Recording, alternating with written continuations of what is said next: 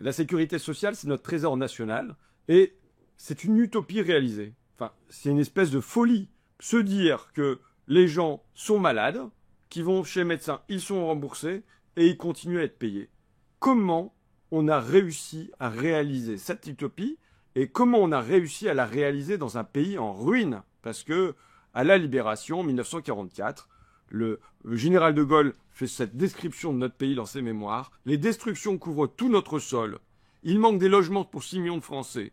Et que dire des gares écroulées, des voies coupées, des ponts sautés, des canaux obstrués, des ports bouleversés? Quant aux terres, 1 million d'hectares sont hors d'état de produire, retournés par les explosions, truffés de mines, creusés de retranchements, partout manque d'outils, d'engrais, de plants, de bonnes semences, le cheptel est réduit de moitié, nos finances sont écrasées d'une dette publique colossale, nos budgets condamnés pour longtemps à supporter les dépenses énormes de la reconstruction. Et c'est dans ce temps-là que naît le miracle de la sécurité sociale. Comment naît la sécurité sociale?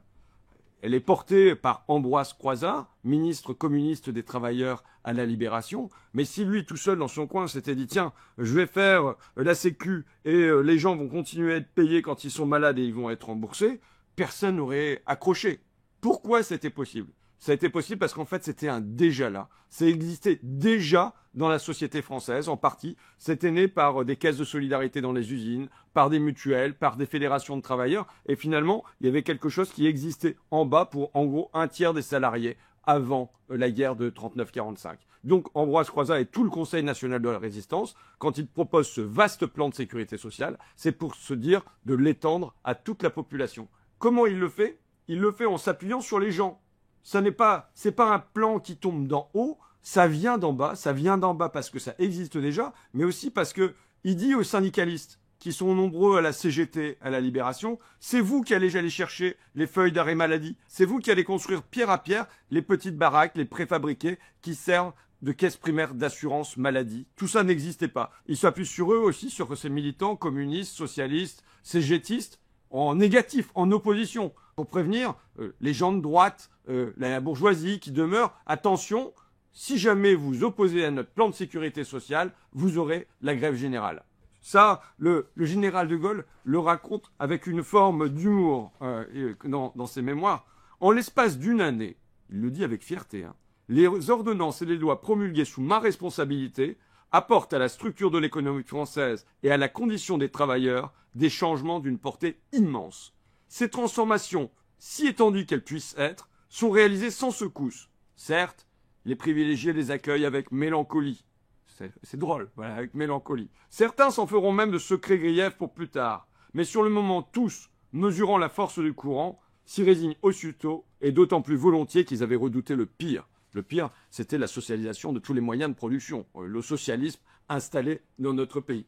Là naît la sécurité sociale dans un pays en ruine, ce miracle, cette utopie réalisée. Et évidemment, le paradoxe, c'est comment ça se fait qu'aujourd'hui, dans un pays qui est quand même prospère, où les milliards sont accumulés dans les grandes sociétés, comment ça se fait que cet héritage est attaqué? Le souvenir de l'occupation, de la collaboration des patrons, de la grande bourgeoisie avec l'armée nazie, ce souvenir s'est éloigné dans la société française et permet aujourd'hui la remise en cause de l'héritage de la résistance. Ça, un homme l'a dit très bien, Denis Kessler, qui était le numéro 2 du MEDEF et qui finalement était son intellectuel.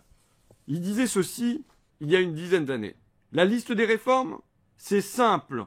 Prenez tout ce qui a été mis en place entre 1944 et 1952 sans exception. Il s'agit aujourd'hui de sortir de 1945 et de défaire méthodiquement le programme du Conseil national de la résistance. Ça, pour la sécurité sociale, ça se fait par étapes et avec un intérêt des forces de l'argent, c'est-à-dire là des assureurs. Ce sont les assureurs qui sont à l'avant-garde pour attaquer la sécurité sociale. Il faut imaginer que c'est aujourd'hui un pactole de 200 milliards d'euros de dépenses de santé dans notre pays. Et évidemment, 200 milliards d'euros qui n'iraient pas à une gestion publique, mais iraient à une gestion privée mise en bourse avec des dividendes à verser à des financiers. Tout ça met en appétit. C'est énoncé par Klaus Bébert, qui était le patron d'AXA. Il dit « Il peut y avoir une sécurité sociale publique et à côté des sécurités sociales privées. » Et c'est bien ce qui va être fait dans les années 80-90, avec les complémentaires, avec l'ouverture de la sécurité sociale, des déremboursements, et tout ça ouvrant un marché au privé. Au passage, Les frais de gestion de la sécurité sociale, c'est aux alentours de 3 ou 4%. Les frais de gestion des assurances privées, c'est entre 16 et 20%.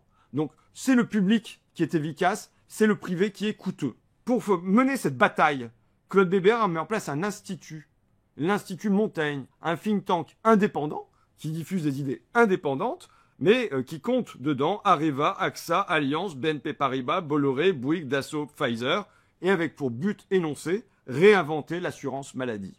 Vont se succéder des réformes après des réformes. Ça va être le plan Juppé, ça va être la réforme d'Oust-Blazy et jusqu'au plan Bayrou qui dit qu'il va y avoir un allongement des carences pour l'assurance maladie et jusqu'au plan Bayrou qui vient programmer de nouveaux déremboursements, double la franchise médicale, qui allonge les délais de carence pour l'assurance maladie. Et en fait, ils ont vu que affronter de face la sécurité sociale, ça n'est pas populaire. Parce que les gens savent que pouvoir se soigner, être pour ça remboursé, ne pas être mis en péril dans ses finances par la maladie, c'est un trésor. Les gens, intuitivement, cherchent à le préserver. Et donc, plutôt que de l'attaquer de front, eh bien, ils viennent le grignoter réforme après réforme. Et c'est ce qui se passe depuis 30 ans maintenant.